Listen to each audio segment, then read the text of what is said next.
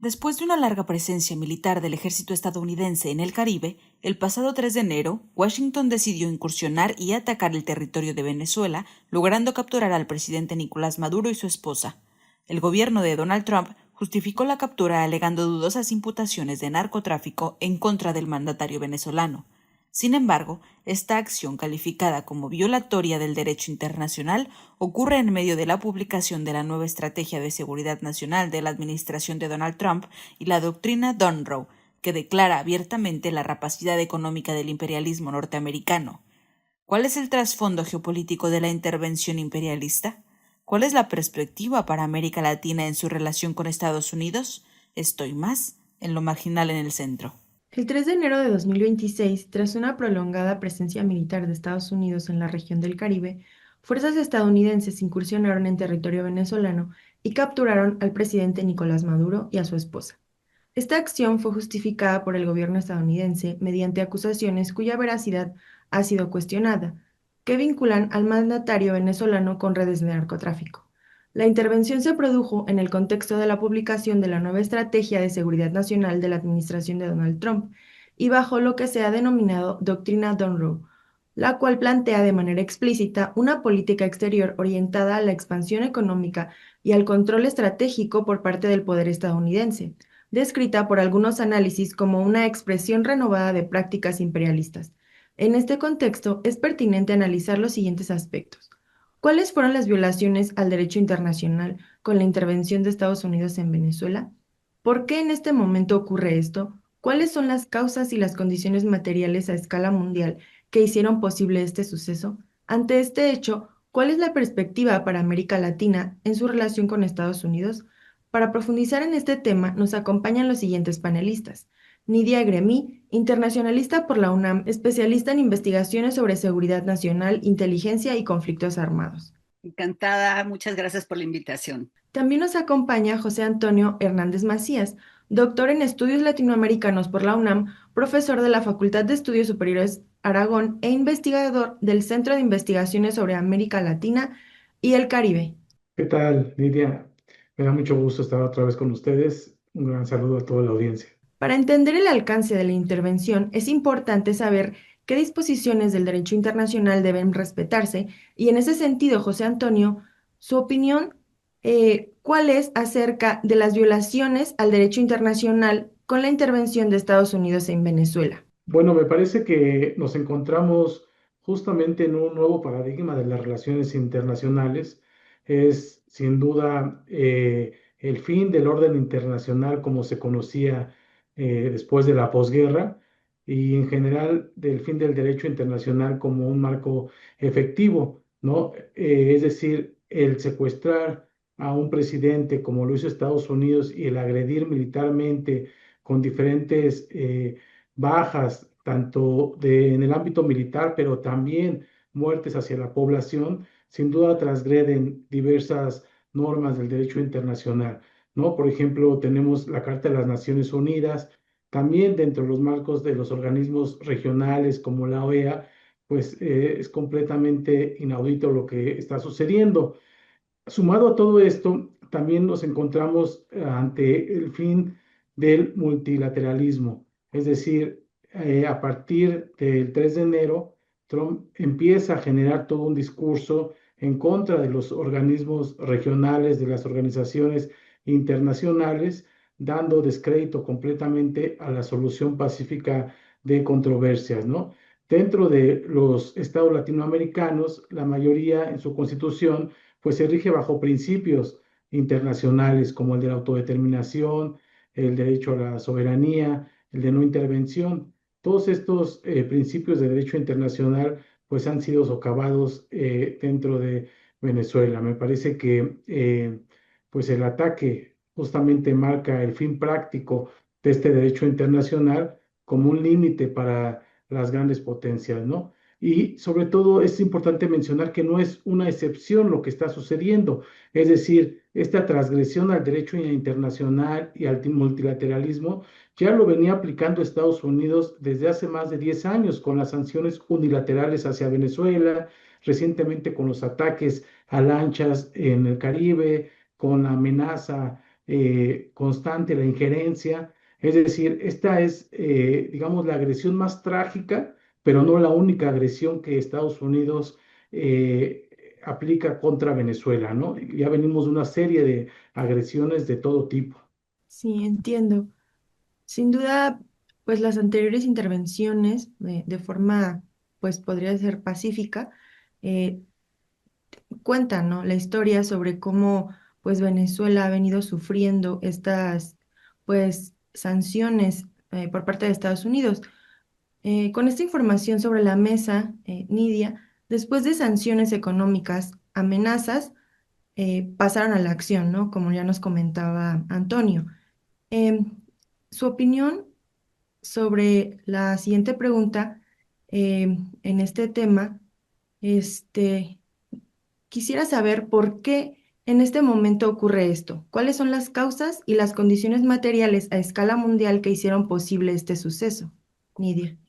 Bueno, lo que podríamos estar contextualizando, la operación del 3 de enero se remontaría al 20 de enero del 25, cuando empezamos a ver cómo el huésped de la Casa Blanca se propuso trastocar todo el orden internacional en nombre de fortalecer la hegemonía estadounidense en declive.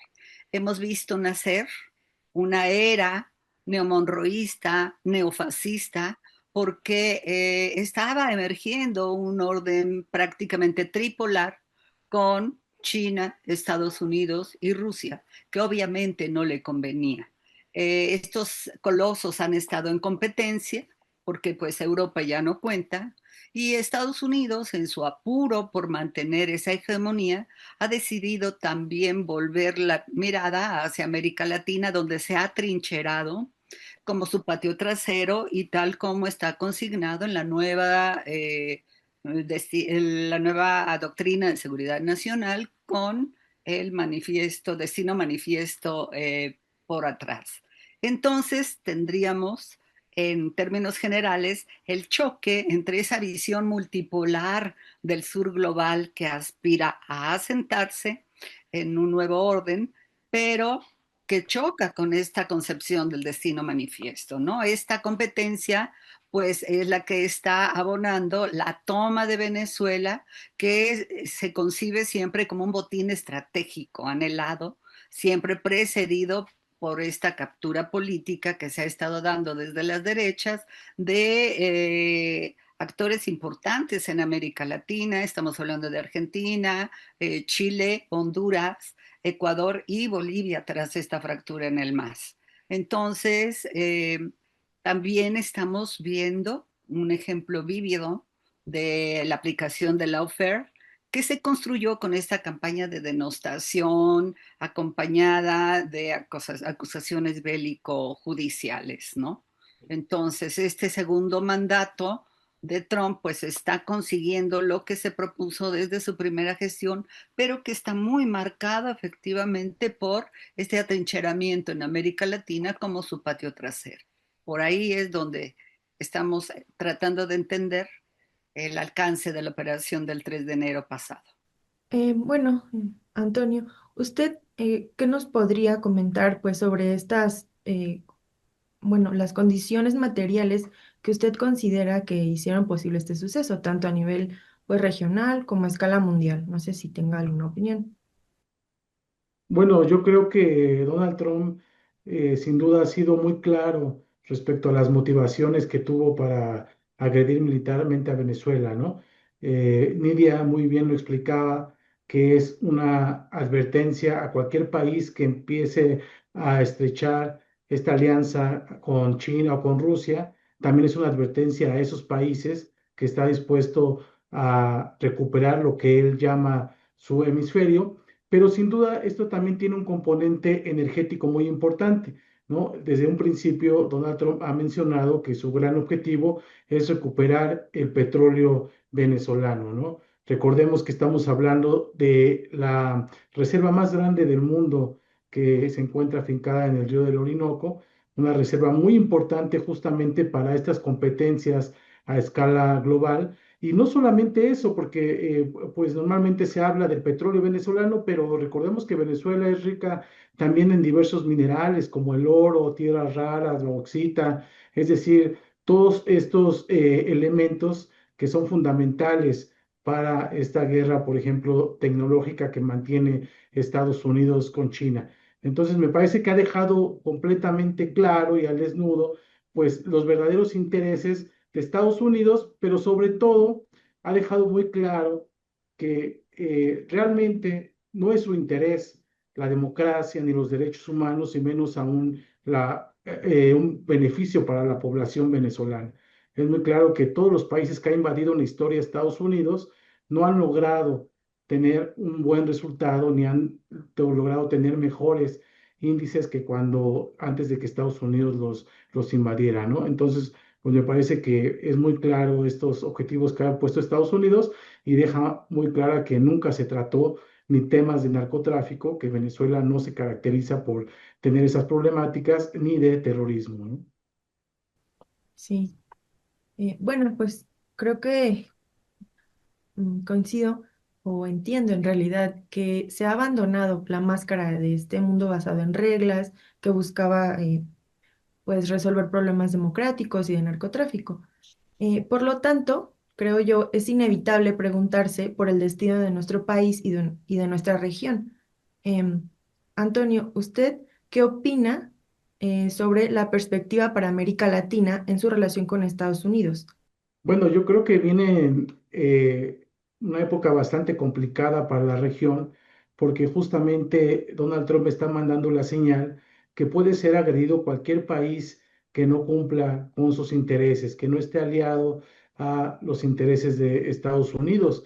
Y aquí estamos hablando pues de países que son sumamente importantes, como Brasil, como Colombia, el mismo Cuba, incluso nuestro país, ¿no? Entonces me parece que si pudo hacer esto dentro de Venezuela, nada le impediría continuar con esta agresión. Recordemos que en esta transición hegemónica, como bien lo decía Gremi, justamente cuando una hegemonía empieza su decadencia, se vuelve más violenta, ¿no? Entonces estamos atestiguando esa violencia debido a la decadencia que tiene Estados Unidos. Eso no significa también que mañana vayamos a ver ataques militares a estos países, pero sí una fortaleza, por ejemplo, para desestabilizarlos, para financiar la oposición. Vienen, por ejemplo, próximamente elecciones en Colombia. Yo veo difícilmente que Estados Unidos se atreva a invadir un país así, pero veo muy fácilmente que trate de influir en esas elecciones como lo hizo claramente en el país de Honduras, ¿no? Entonces me parece que Estados Unidos empezará a activar todo este arsenal que tiene por medio de la OFER, por medio de la USAID, por medio del apoyo a las oposiciones para destabilizar a los países progresistas y con el objetivo de hacer llegar a líderes que estén completamente alineados a sus intereses, es decir, títeres como lo es Milei, como lo es Noboa. Muy importante. Ya lo ha hecho antes, ¿no? Y ahorita pues vemos que nada lo va a detener. Nidia, ¿usted qué opina sobre pues esta perspectiva para América Latina en su relación con Estados Unidos? Bueno, hay que recordar que esta operación del 3 de enero explotó por los aires una serie de preceptos que la América Latina progresista se ha ido dando en los últimos decenios. Por ejemplo, la declaración de la región del Caribe como zona de paz y en particular, o sea, en general América Latina y en particular del Caribe. Hemos visto desde agosto a la fecha una serie de arsenal, incluso submarino nuclear, que ha estado navegando en aguas del Caribe, cuando es una zona proscrita para todo armamento nuclear. Y esto ha sido reconocido hasta por Naciones Unidas. Lo que también estamos viendo es que esta tecnopolítica neoimperial pues ya borró, como se decía antes con el doctor Hernández, pues los cimientos del derecho internacional, ¿no? Lo que es el respeto a la soberanía parece ahora una utopía, esa declaración de América Latina como zona de paz también, pero con el secuestro del presidente Maduro y de la diputada Cilia Flores, lo que estamos viendo es que no se respetó la inmunidad de ninguno de ambos, que lo garantiza la Carta de Naciones Unidas y numerosos preceptos del derecho internacional. Tampoco respetó Donald Trump la no autorización del Congreso, ni siquiera respetó su propia constitución. Entonces estamos viendo a un jefe de Estado de una potencia nuclear que está transgrediendo sus propias normas, está pasando por encima de esto, está pasando por encima de los acuerdos de Ginebra y desde luego eso que implica en la percepción general en la comunidad internacional, pues que nadie puede confiar en ese actor que asuma un supuesto compromiso, ya sea comercial, financiero o incluso político, ¿no? No es confiable y en el corto plazo lo que vemos es que Estados Unidos, como lo ha hecho, va a mantener su presión para evitar que China, que tiene más de 20 acuerdos dentro de su iniciativa de la faja y la ruta con países de América Latina, pues siga avanzando, también contener a Rusia y desde luego contener que profundicen vínculos con México, eso es lo que más nos toca, y por supuesto con el resto de América Latina.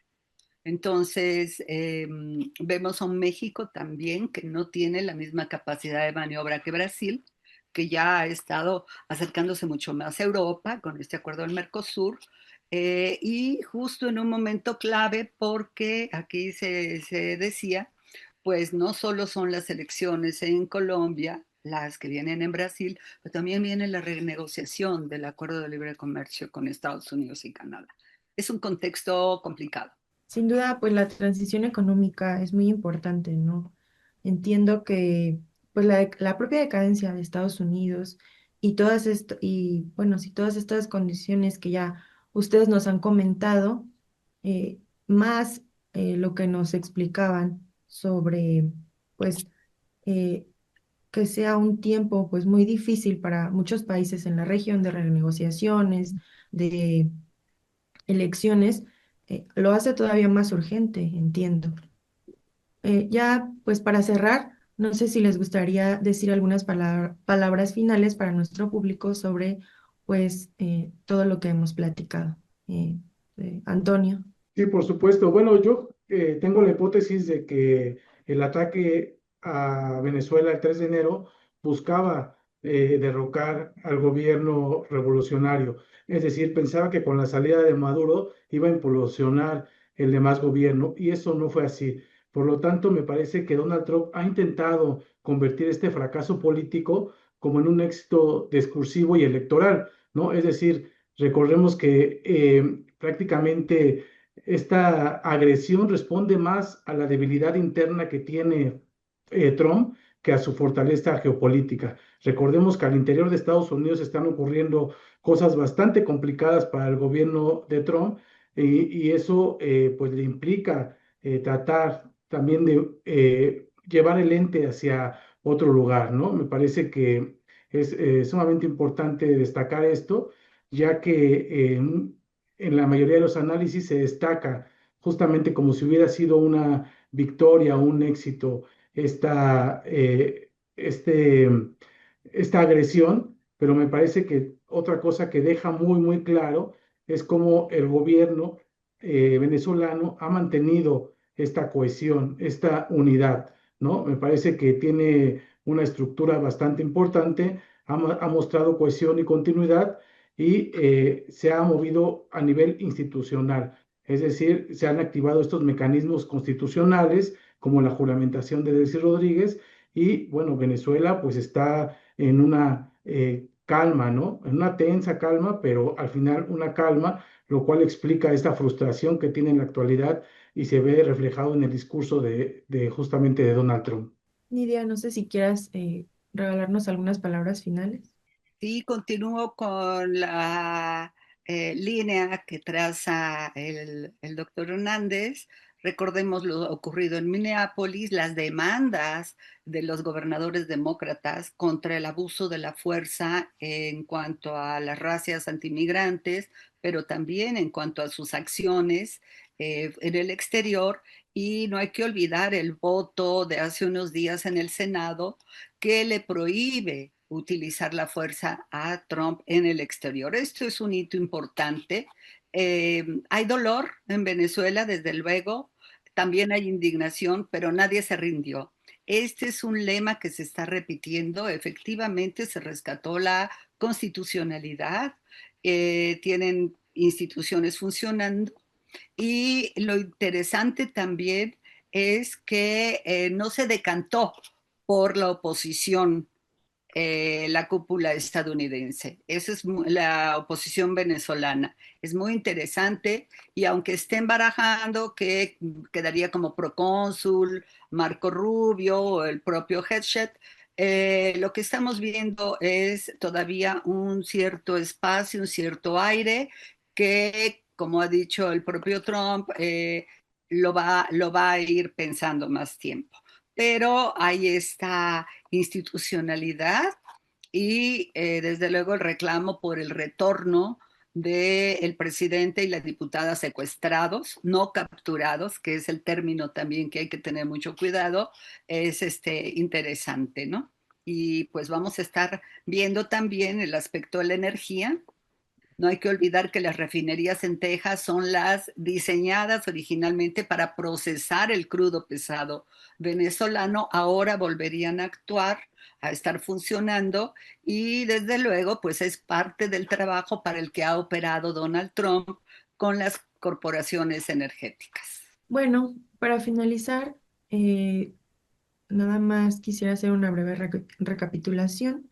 Creo que pues las violaciones al derecho internacional y que nos comentaban ustedes quedan claras y también pues ya más profundamente a las leyes nacionales del país.